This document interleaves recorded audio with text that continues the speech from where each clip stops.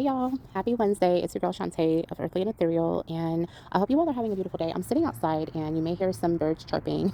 You may hear some traffic going by, but I have to be outside because it's just so beautiful, and I'm a nature girl, so I gotta be in nature.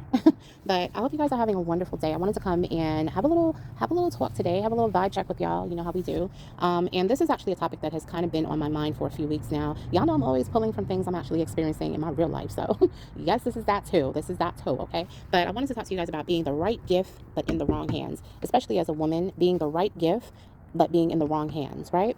And I want to talk to you guys about this because that can be quite a little conundrum and it can create confusion for yourself. So we want to make sure that we are not walking in a state of confusion. We want to make sure that we are walking with self-assurance and knowing thyself, period. And not questioning, am I who I say I am?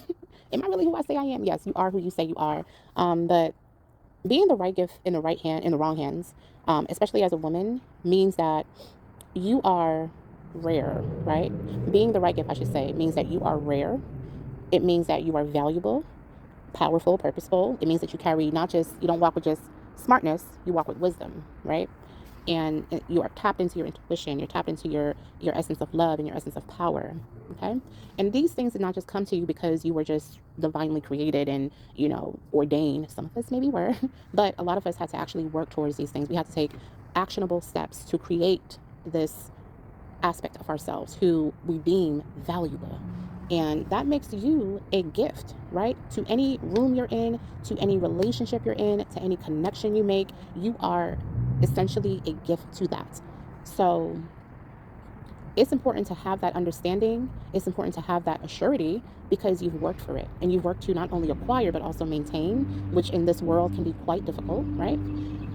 But being in the wrong hands, y'all, and a lot of times this may be through a relationship, partnerships, and just exchanges. And maybe this is something that's coming to me because we're just fresh out of that Venus retrograde. And Venus always gets me to start thinking about my value, my self-love, and how am I making sure that I am, affirming that in my everyday life and in my exchanges and in my relationships. How am I affirming my self-value, and how have I fallen short of that also? So maybe that's why this has been something that has kind of been in the front of my consciousness lately, because I've had to affirm that a little bit, y'all. And but what I've realized is that being in the wrong hands will always leave you misunderstood. It will always have you misused, devalued, and a lot of times taken advantage of, you know? And what we have to be as divine feminine beings, we have to be able to recognize things as they occur. And there's actually, in my opinion, power in being misvalued. And I'll get into that. But I'll give you guys an analogy. Let's say you're a sacred gift, right?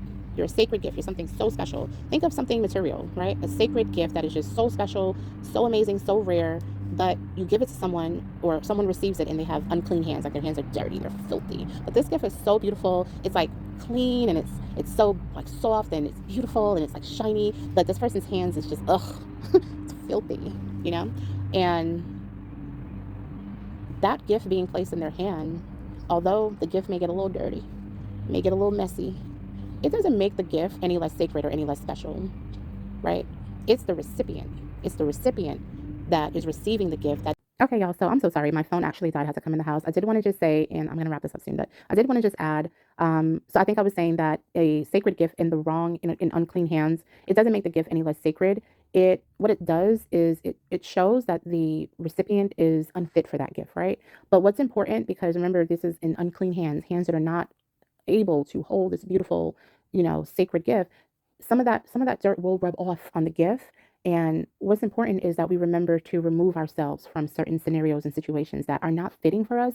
Because one thing to remember, and I'm just basing this from my own experience, is that if you if you have a certain belief about yourself, no matter how strong you are mentally and how much you affirm that belief, if you put yourself in an environment that does not see that belief or does not speak to that belief or does not honor that belief, it does the opposite. At some point, no matter how strong you are, you're going to start to believe.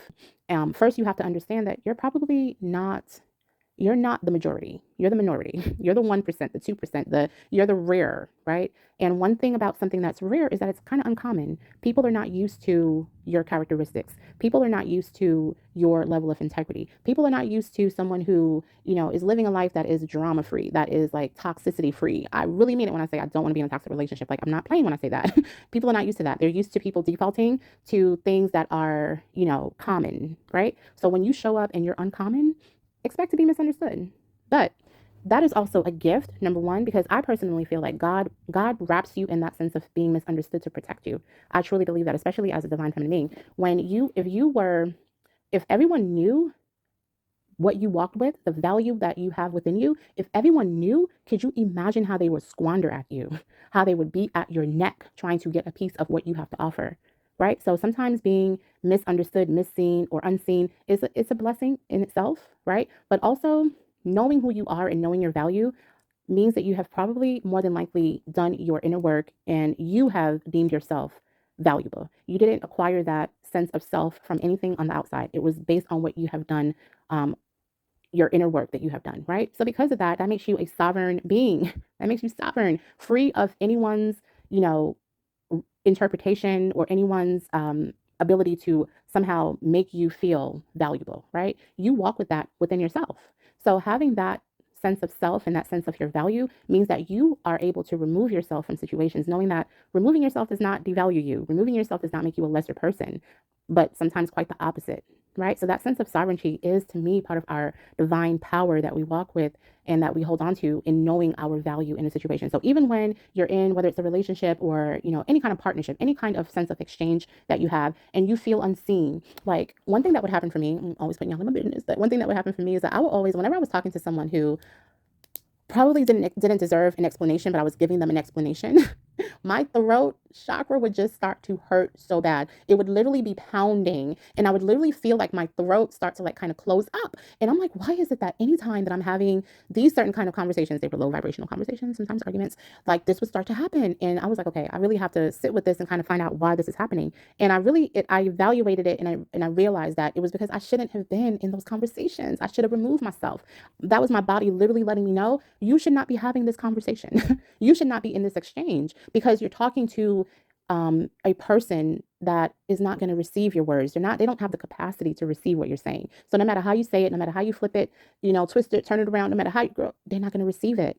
So sometimes your body will actually give you like hints that, listen, this is not something that you need to be involved in. But what's important for us is that we learn to listen and we learn to remove ourselves. Because let me tell you guys something right now. One of the most powerful things you can ever do as a woman, one of the most powerful things you can ever do as a woman is remove yourself from a situation. If you are in a relationship, and I'm not telling you how to leave our relationship, let me just say that, but if you're in a situation, relationship, whatever, that you feel undervalued or and it's blatantly clear that you are not valued, removing yourself is going to be the thing that will allow people the time and space to understand your value. You being in front of them, you being attached to them or connect, they will never get it. They'll never get it. It's still going to just go over their head because they're going to continue to have access to your energy, but the removal of your energy, that the essence of your energy, the essence of your divine femininity, the essence of your love, the essence of your frequency, that is something that will be felt. The absence of that will be felt on a soul level. Okay? A soul level. But because you're still giving them physical access to you, whether it's through calling you or texting you or whatever, they still have some physical access. So that need is being fed. But when you truly remove yourself, and sometimes it means permanently removing yourself, when you do that, it gives a sense of deprivation, right? That they didn't even know they were being fed from. Okay. So just wanted to leave you guys with that. And then I do want to just close this out with a really nice affirmation for those of us that may find ourselves in situations where we don't feel seen, we don't feel valued, and sometimes we just have to affirm who we are. This is perfect. So it says, I am not defined by how others see me. I am sacred, chosen, and worthy beyond measure. Even when unseen, I shine. Even when unheard, I matter. I release the need for validation and root myself in truth. I am priceless, and only those with aligned frequency will find me. All right, y'all. As always, divine wellness. I hope you guys are enjoying this beautiful weather and that you are just standing in your divine feminine power. All right. Bye, y'all.